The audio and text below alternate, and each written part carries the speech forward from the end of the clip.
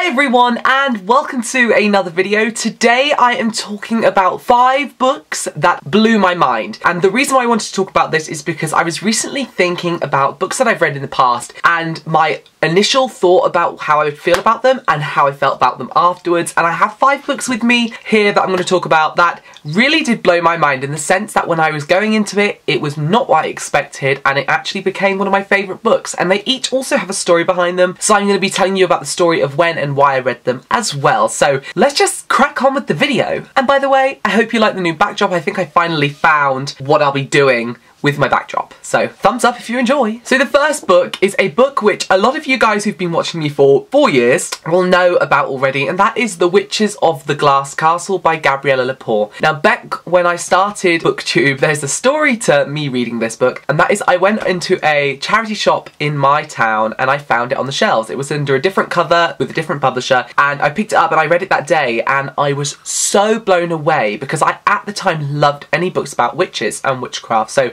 this is about a brother and sister, Maya and Dino, finding out that they have their witchcraft heritage, unlocking their powers and being sent to a boarding school to learn how to enhance them, to control them, and then being thrown into these massive family problems like, you know, evil family members come back for them. So yeah, I remember when I read this and then I tweeted the author Gabriella and was like, oh my god, this book's amazing. And it turned out that was the first day she was on Twitter. So it was the first day I found the book randomly in a store, the first day she joined Twitter, and we built up this friendship ever since then. So yes, this stuff definitely has to be one of my books. I've read it twice now.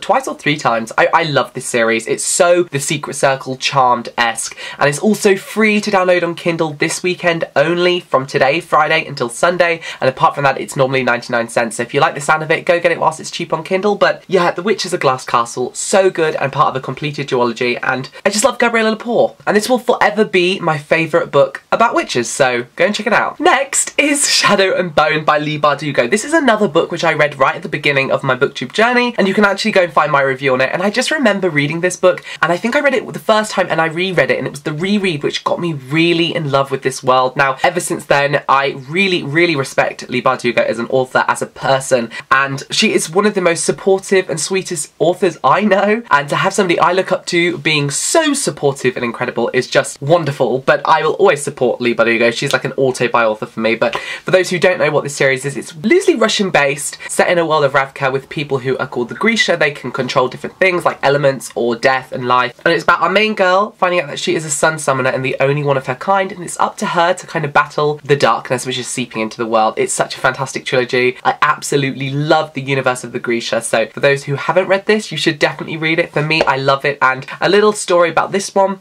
is I remember reading it in one sitting, sat outside in my dad's back garden in a summer, and I was just before I went to America. So I remember literally going to America a couple of days later after I'd reading this for the first time. So, or it was the second year, it was the reread which I read when I went to America. So yeah, there's a little story for you. So yeah, check this out. Goodreads link down below. The next one I'm talking about is Snow Like Ashes by Sarah Rush. Now Sarah Rush is another one of my auto-buy authors, and again, a really supportive, incredible author. And I've read the entire trilogy of this series, and this is the Snow Like Ashes series. I believe that's what the actual series is called. And this is a fantasy, and I just really like this. I didn't know what to expect. I remember, I don't know if I ordered the book or I was sent it. I don't know how I got it, but I just remember picking it up and devouring it in one sitting. And then there was a gap. I waited like a year for the sequel, as everyone else does, and read the next one in one sitting, and read the final book in one sitting. And each time, I normally have to reread books as well when it comes to sequels, but with this I didn't. The story was just so clear, so precise, and it stuck in my head. So yeah, just a fantastic series, and my little story is that I can reread these books in one sitting every single time without having to reread them to remind myself about the series. So I recommend you check this out if you like that fantasy element and this kind of universe long lost with no power. And I just thought the setting was really interesting. It just so unique, separated into seasons, and I can't wait for Sarah's next book to come out. These Rebel Waves, bring it on. So go check this out in the Goodreads link down below. The 4th book I'm talking about is The Queen of the Tearling by Erica Johansson, or Johnson. I can never really...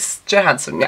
And this is a adult fantasy, I believe. I don't believe it's YA. It shouldn't be anyway. I love the first 2 books in this series. Let's not talk about the last book in the series. Guys, if you've read the last book in this series, let me know in the comments, because I hated it. But this is actually one of my favourite books of all time, just as a standalone in a series. Just a fantastic novel, and it is about a girl finding out she's queen and having to go and move to the kingdom and figure out everything that comes with that, which is quite a lot of craziness. Now, the story behind this one is when I was in Scotland with Sasha, and we were driving back one day from the Isle of Skye back to Newbury, and that is a very, very long drive. It was 12 hours in the car, and we needed an audiobook, and we had downloaded The Queen of the Tearling, and we listened to it together, and it was one of the most interesting experiences of my life, listening to a book with somebody and just having quiet in the car and then talking about what's happening in the story. It was so much fun, and I absolutely loved this world, so you should definitely check this one out if you like that epic high fantasy. And honestly, the series takes you on the most biggest adventure or you can imagine, and there's so many different points of view and so many different characters. I loved it so much, and my little story is I got to read it with Sasha, or listen to it with Sasha, and we forever loved this book. This book is fantastic, and I loved the second book, but again, we're not going to talk about the third one. So yeah, check this out on Goodreads, link down below. And last but not least is The Crown's Game by Evelyn Skye. Again, somebody I can call a friend. I love Evelyn. She's a wonderful author, and I can't wait for her next duology. But this again is set in a very Russian-inspired world about two enchanters battling it out to become the royal enchanter, and there's like romance and like friendship and like so many connections between these characters that I literally died. Again, I didn't know what to expect from this book, and the story goes, I actually saw a video of Jessie the Reader interviewing Evelyn, and I always knew I wanted to read it because the cover sounded really interesting, and especially with the Russian-inspired setting,